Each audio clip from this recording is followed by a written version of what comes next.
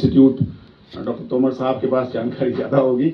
और इस मीटिंग में कन्वेंशन में डॉक्टर विनोद कदम भी आए थे। नॉयल के जगह को रिप्लेस करके अगर जो कोर्सा वूल जो हमारा है, जो शीप का वूल है, अगर जो उसको मौका दिया जाए तो मुझे लगता है कि ये कारपेट इंडस्ट्री का सबसे बड़ा एक शोषक के तौर पे कारपेट इंडस्ट्री में बहुत अच्छी तरह इसको उपयोग किया जा सकता है। और मैंने कुछ कारपेट मैन्युफैक्चरर्स एसोसिएशन के कुछ चेयरमैन, प्रेसिडेंट्स, इन लोगों से भी कुछ बातें की। उन्होंने बोला कि हमें पायलट करके मैं आपको दिखा सकता हूं और हम लोग आगे इसमें हम करने के लिए बहुत अच्छे हम इच्छुक हैं कि आगे हम कैसे बढ़ें, क्योंकि हमें भी नॉयल 70 रुपये में मिलता है, जबकि इंडियन जो कोर्सर वूल है वो कहीं ना कहीं हमको कम में मिलेगा। तो एक स्पेस है, उसको कैसे क्रिएट किया जाए, क्या होगा।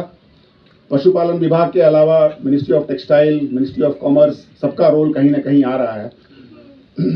और घुमंतु पशुपालकों को पशुपालन एवं भेड़ विभाग में रोजगारी हेतु आरक्षण, ये एक अलग कि कहीं ना कहीं क्योंकि उनके पास एक पारंपरिक ज्ञान है, तो उस पारंपरिक ज्ञान को यूज करने के लिए उनको कहीं ना कहीं शायद एम्प्लॉयमेंट के तौर पे नहीं, रोजगारी के तौर पे नहीं, बल्कि उनके पारंपरिक ज्ञान को प्रायोरिटी देते हुए उन्होंने बोला कि अगर जो हमें रखा जाए तो हमें बहुत कुछ हम गाइडेंस के तौर पे दे सकते हैं।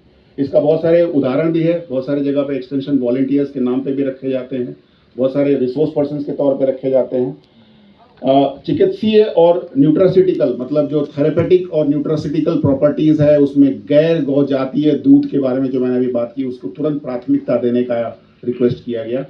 घुमंतु पशु दूध के लिए उद्यमी पहल और इसकी ब्रांडिंग शामिल की जानी चाहिए, ये एक दूसरा। Next please. शिक्षा और संस्कृति, हमने जब सिर्फ गाय और भैंस और कैमल और गोट और शीप की बात भी, थोड़ी लाइवस्टॉक बेस्ड तो बात हुई, लेकिन लोगों के लिए क्या जरूरत है उनके बारे में।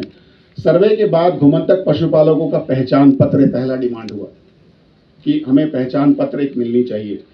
शिक्षा की सुविधा, जिसमें मोबाइल स्कूल, बेहतर बुनियादी ढांचा, जहां भी पशुपालक है वहां पहुंचे।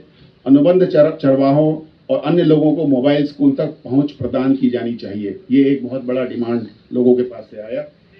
आज के दिन में जो एग्रीकल्चर एजुकेशन सिस्टम है, कृषि शिक्षा प्रणाली, उसमें काफ़ी पाठ्यक्रम में घुमंतक पशुपालकों की परंपराओं के अनुसार उनकी क्षेत्रीय बोलियों में कैसे वो सब इंक्लूड किया जा सकता है, उनके कौशल को कैसे सिखाया जा सकता है, उनके पारंपरिक ज्ञान को कैसे इंक्लूड किया जा सकता है, ये सब के मुद्दों पे भी बात हुई।